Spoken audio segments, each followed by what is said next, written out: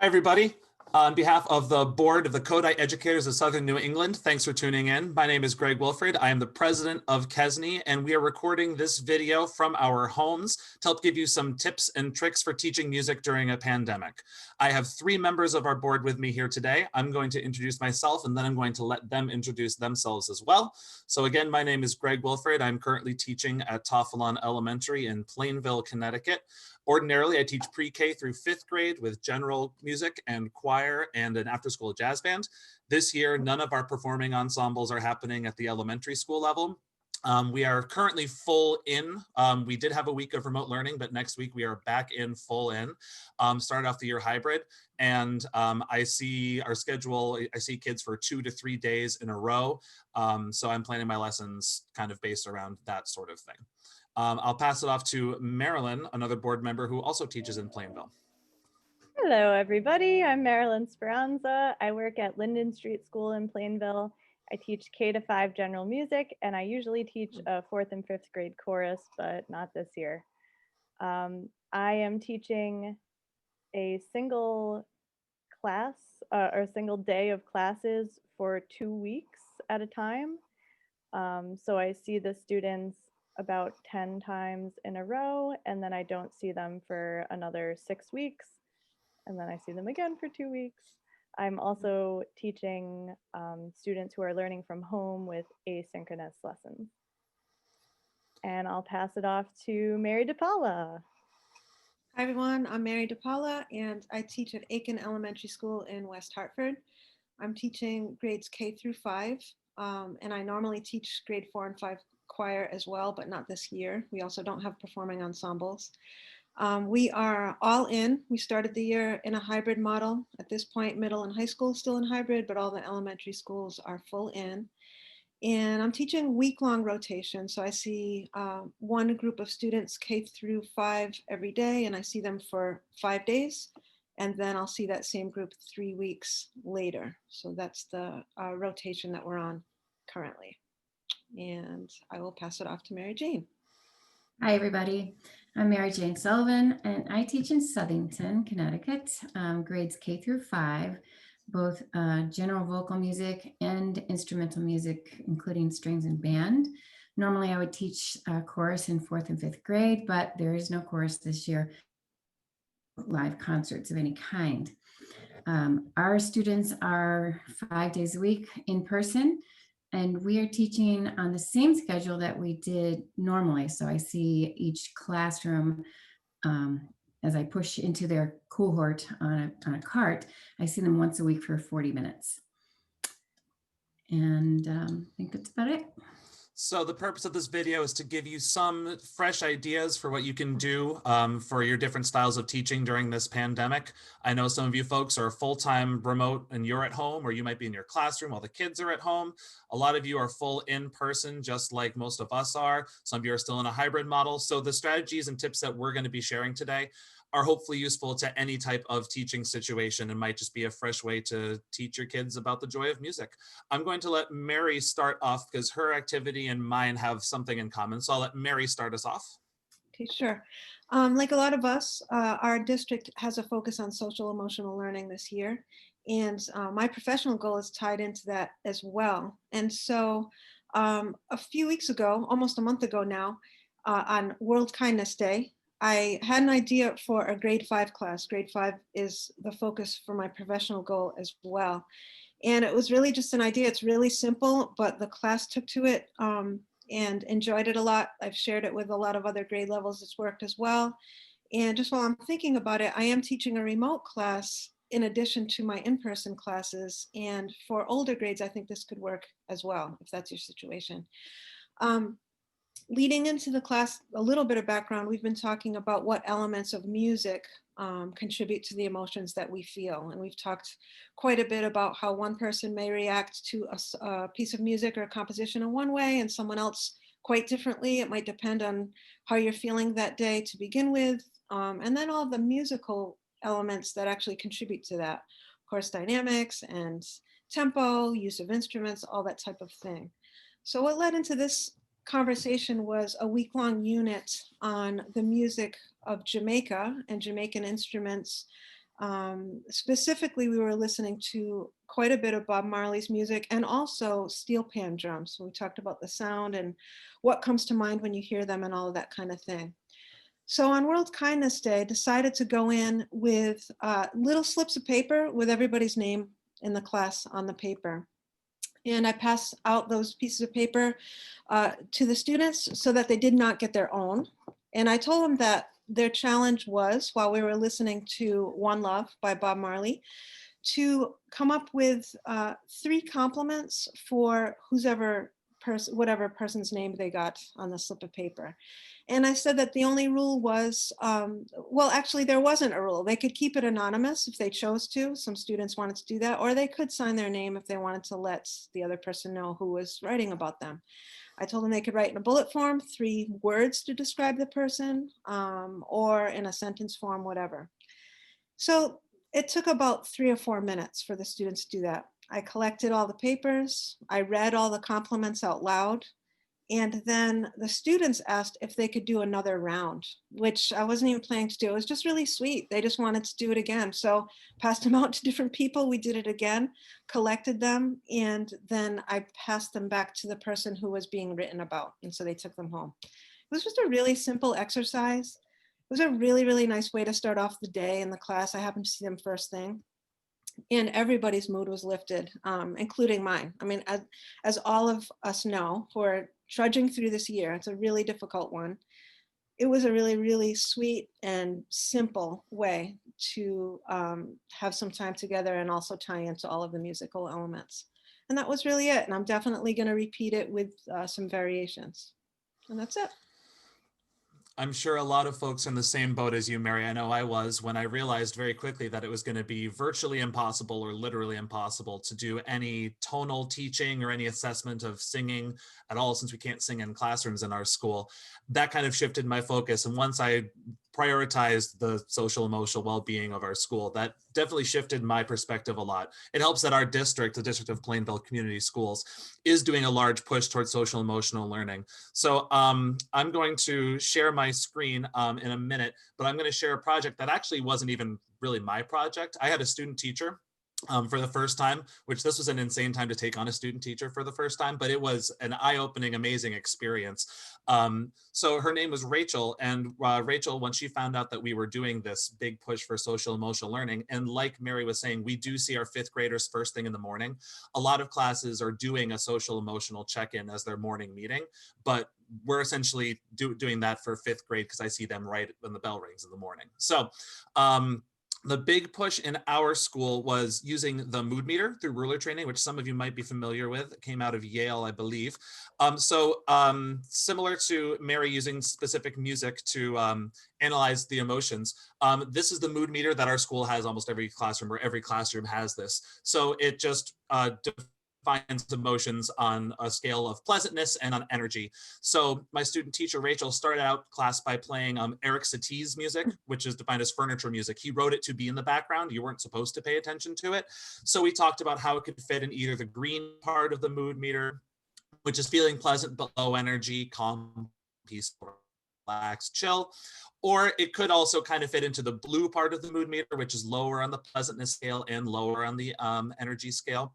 So we like Mary was describing, we listened to a lot of different types of music. We figured out what elements of music helps make people feel a certain way, or what music people gravitated to if they wanted to move towards the green or yellow part of the mood meter, if they were feeling in the red or the blue part of the mood meter.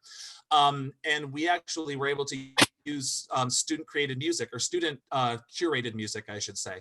At the end of our distance learning in the spring, all of the Plainville teachers sent out a survey for students to fill out. And part of it was for them to create a playlist of music that they were listening to during the quarantine. And so I used that playlist. Rachel went through and she picked a bunch of music from there. The kids spent a day just kind of perusing through there and picking a song that they wanted to work on and analyze that song, a song that was important to them. And she created a worksheet on a website that I had never heard of. Having a student teacher was really eye-opening to show different resources I had never heard of. It's a website called Canva, which I had never heard of. Some folks out there might know this better than I do. It's spelled like canvas, but without the S at the end. It has a lot of templates to make worksheets, and there's all sorts of different stuff for social media purposes as well, but there is an educational side to it. So there's lots of different templates.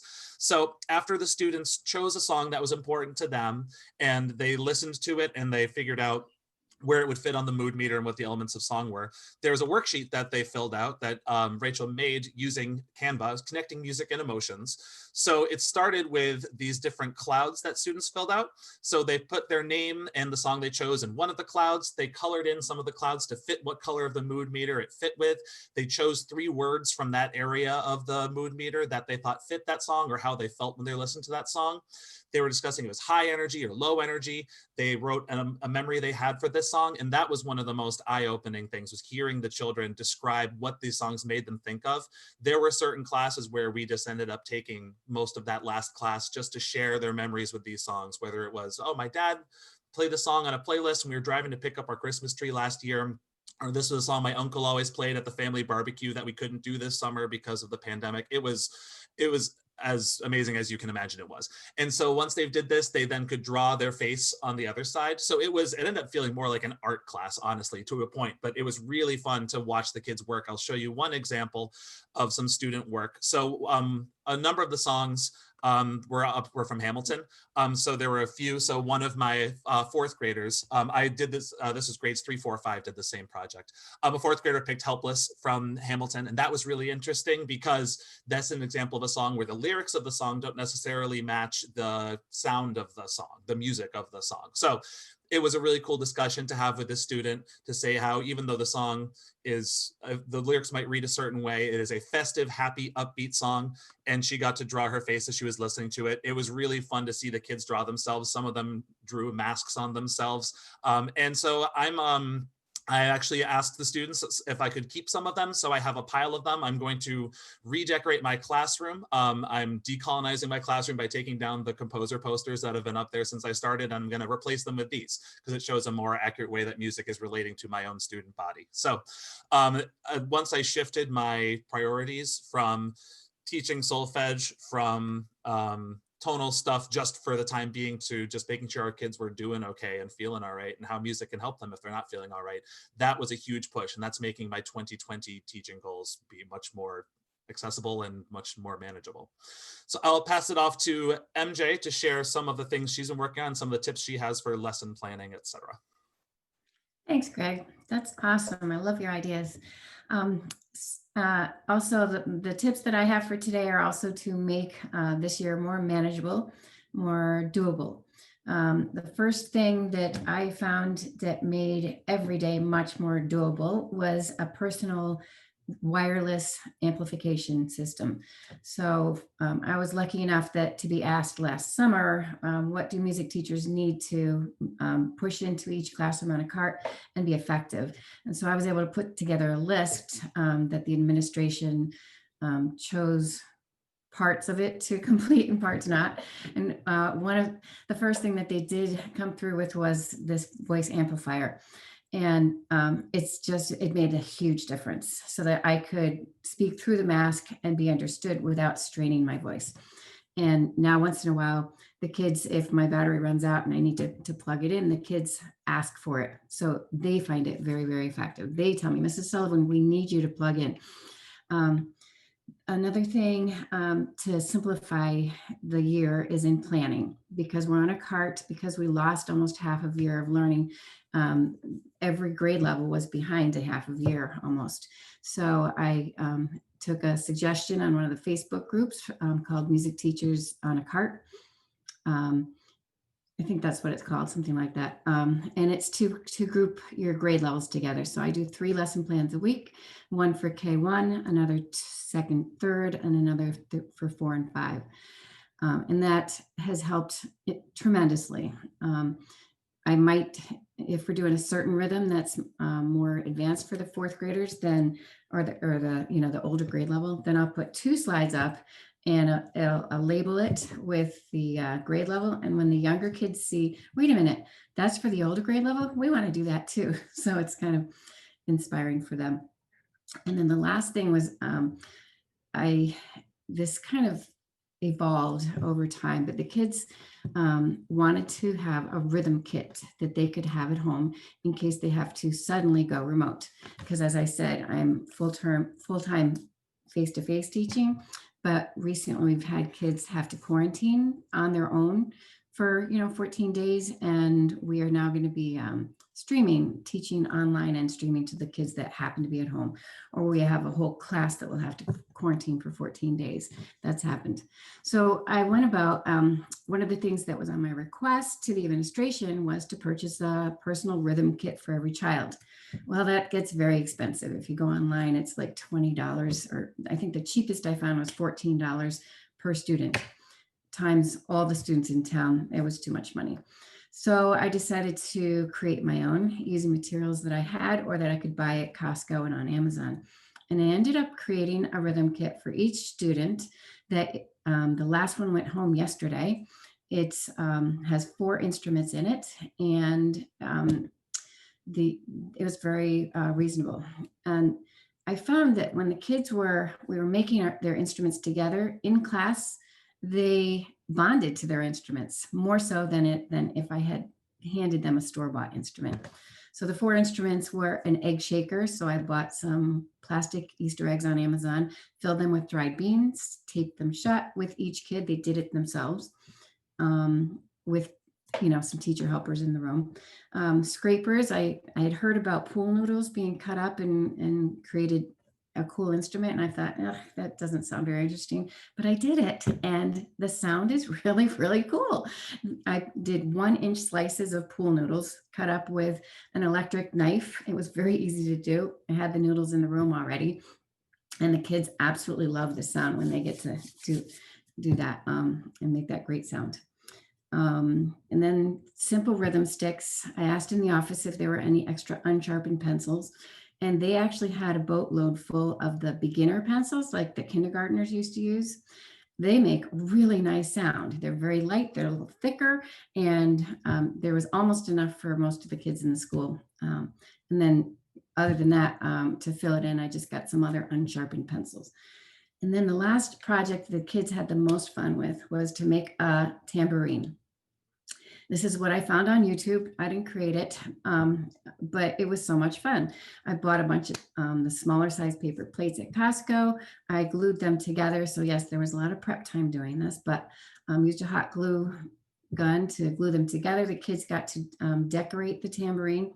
And then I bought a bunch of little bells, 600 bells actually, so that each child could have 3 bells on their tambourine. It's just the teeny tiny ones from Amazon.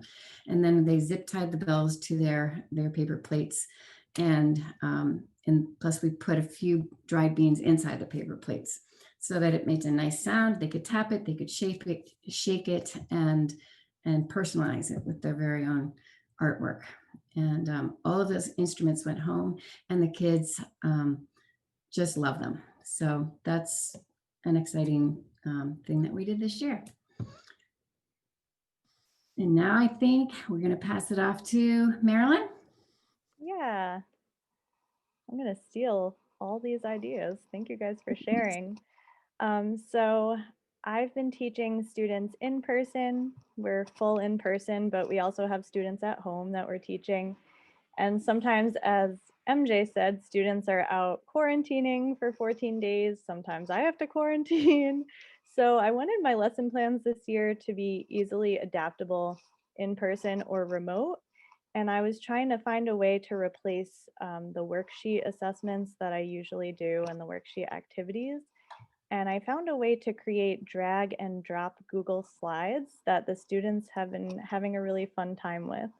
So I'll show you the process. It might be a little involved if you're not super tech friendly, but I'll also share the slideshow that I created that has video tutorials for each step in case you're interested in doing it on your own and you'd like to make one for your students. So here's how you create drag and drop Google Slides.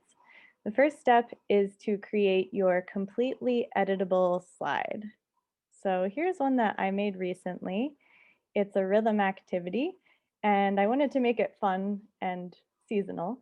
So the students are going to put 4 things on their snowman, and then they're going to take the things that they put on their snowman from here and put them in these beat boxes. And then they have to match the syllables of the words with the quarter notes and the eighth notes. So their project might look something like this. You have a hat, you got some buttons, and maybe you got a stick. And then they're going to take these boxes, drag them over to make their rhythm. Hat, button, button, stick. And then they would drag the quarter notes and eighth notes to match those rhythms. Now, I didn't want to share a slide like this with the students, especially the younger ones, because there's critical parts of this slide that I don't want them to delete. For example, the snowman. If they delete the snowman, then they can't make a snowman. And the learning target, I want them to be able to see the learning target the whole time. So I wanted to figure out a way for them to be able to only move certain things on the slide. And here's how I did it. The second step is I took a screenshot of the slide. If you're an Apple user, you can use the grab function, and you might have to convert the file type. So I'll show you what that looks like. I'm going to go to my Finder and get grab. If you're not an Apple user, I'm really sorry, but I don't know how you would take a screenshot. So you're just going to have to figure that out. Anyway, I'm going up here to capture and selection. And now I'm going to select the area of my screen that I'd like to take a screenshot of. Now I've got my file here. I'm going to name it Snowman, drag and drop. And here's where you have to convert the file. So I've got Snowman, drag and drop. I found it on my desktop, opened it up, and now I want to export it. Right now it's a TIFF file, and that has some issues with Google Slides. So I want to change it to a JPEG. So down here it says format, and I can change it to a JPEG. I want the best quality, of course. Who wouldn't? And now I have my second snowman drag and drop in a JPEG format. So I'm going to go back to my Google Slides, and I'm going to make a new slide. Blank slide. I don't want any text boxes. We don't need those. And I'm going to go here to background. I'm going to change the background of the slide. And this is the third step. So we're going to create our new blank slide, click background, click choose image, and then select the screenshot that we just took to be the new background of the slide. So I'm going to background, choose image, let's browse. And let's find snowman drag and drop. Here's the JPEG. Here's what happens if you do the TIFF file. You press open and it says error. So you have to choose the JPEG. There we go. Now it will work. Okay, so now we have our new background for our slide, but they can't move anything on here. So what we need to do is copy and paste only the parts that we want them to be able to drag and drop. So that is the fourth step. Copy and paste the images that you would like students to be able to move. You can paste multiple copies on top of one another. So if you want, a lot of eighth notes, just paste them on top of each other. So I want my hat for my snowman. I'm going to copy that and paste it onto my slide that I just made. I want some sticks for my snowman. I want a lot of them. I'm going to move them on top of each other. You get the idea. I want some rhythms, the most important part, of course. So I'm going to paste those. I want 4 of them so they can use all eighth notes if they want. And I won't show you everything. You get the idea for that. So now I have a slide that the students can use. It's user friendly for them. They're not going to delete the most important parts that I want there. and they can only move the things that I want them to move. So the fifth step is to share it with your students. If you're a Google Classroom user, a Google user, this is going to be easy for you. That's what I use. I don't really use the other platforms, so I'm not sure exactly how this would work, but I'll show you the Google and then we'll talk about the other platforms a little bit. So in your Google Classroom, you're going to make an assignment. You're going to add your slideshow that you made for your students. There we go. And right now it says students can view file, but we want to make a copy for each student. That way they can each do their own work. And as a teacher, I can go back into my classroom folder on Google Drive and I can see each slideshow for each student so I can assess them. I can give them a grade for these if I wanted to, or just check that they're doing what they're supposed to do at home for music. So that's how you would do it for Google Classroom. For other platforms, you can share the link for your slideshow, but in the link itself, change the word edit to copy. And this will prompt the students when they click on the link to make a copy of it for themselves. Now, I think they're going to have to have a Google account for this. So say you're using Seesaw, but your students all have Google accounts. This would work for you. If you want to check their work, you need them to share the document with you. So that's where this is a little trickier with the other platforms. But I'll give you an example of what that looks like. So I'm going to share. And I want this to be everybody. I want anyone with the link to be able to open it. Now I'm going to copy the link. And I'll just give you an example here. I'm going to paste it into my browser. And here's the word edit in the link. I'm going to change that to copy. So when I click on the link, it'll take me or your students to this page. So they're going to make a copy of it for themselves.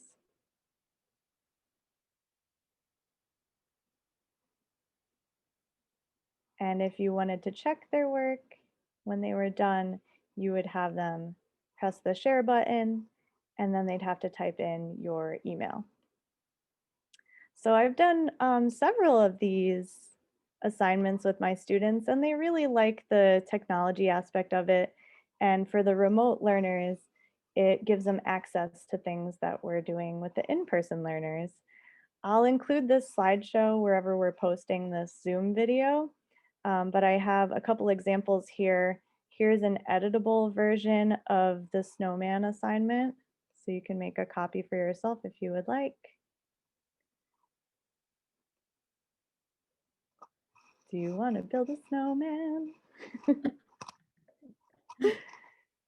So this just allows them to create rhythms in a fun way. I also have the student version of the snowman assignment, which has the slides where you can only move the things that I want the students to move. And here I have some more examples of some drag and drop activities that you might want to do. There's really infinite possibilities here. You can use this for almost anything. I created a couple rhythm ones here. So in this slideshow, I have an editable slide followed by the fixed slide that the students would see. So if you want to use this, you're welcome to take any of this and change it. Some people use ta and tt. Maybe you want to put some different rhythms in there. So use it however is best for your students. But you can use the editable slides or you can just share the fixed slides with your students if they work with what you're doing. So here's a composition activity. Here's a listening decoding activity. So I put a recording of myself playing a rhythm. I don't think you. Here's the rhythm. Were you guys able to hear that? Yeah, so the kids are decoding the rhythm. They have to drag the rhythms over to the beat boxes. And here's another example. This one is called Rhythm Detective.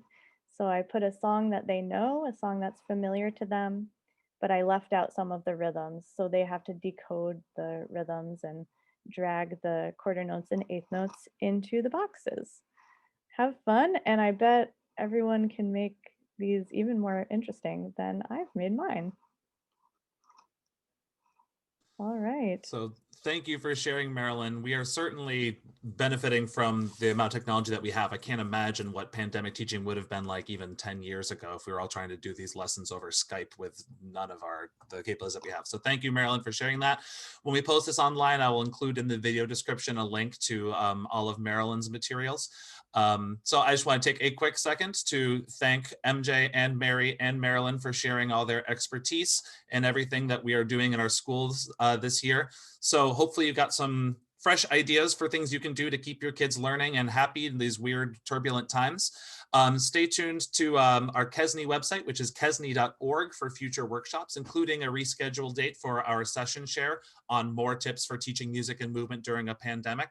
And stay tuned for more information about our workshop coming up on February 20th with Robin Marcus, who is going to be giving us a workshop on Alexander technique. So more information about that will be available on our website, kesne.org. You can also follow us on Facebook from the Kodai Educators of Southern New England. And we'll continue to post other resources and share information about our workshops there. So thanks again to our board members for helping out today. Everybody be well, have a great holiday season, and we will see you around.